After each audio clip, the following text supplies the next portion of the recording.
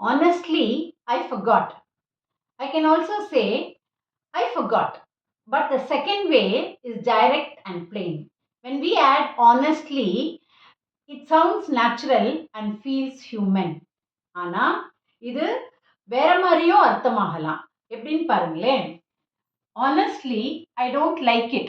இது வந்து நம்ம ஓப்பன் பர்சனலா சொல்றோம்னு சில பேர் எடுத்துக்குவாங்க. ஆனா சில பேர் என்ன பண்ணுவாங்க, இது டிஃபென்சிவா சொல்றோம்னு நினைப்பாங்க. அப்படின்னா இது வந்து ஒரு எக்ஸ்கியூஸா இல்ல நம்மளை ப்ரொடெக்ட் பண்றதுக்கு சொல்றோம்னு எடுத்துக்குவாங்க.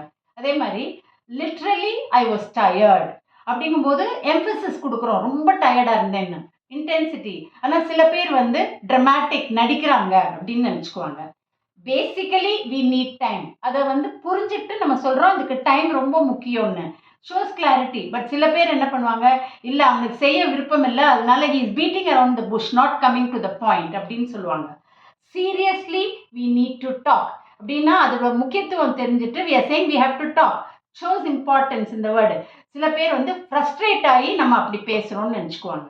Obviously you should have known this. இது கட்டாயம் உனக்கு தெரிஞ்சிருக்கணும் அப்படின்னு நம்ம சொல்லுவோம் when we are clear.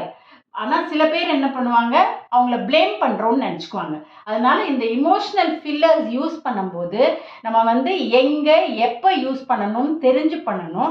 இதை ரொம்ப ஓவர் யூஸ் பண்ணக்கூடாது, மெசேஜ் லூஸ் ஆகிடும்.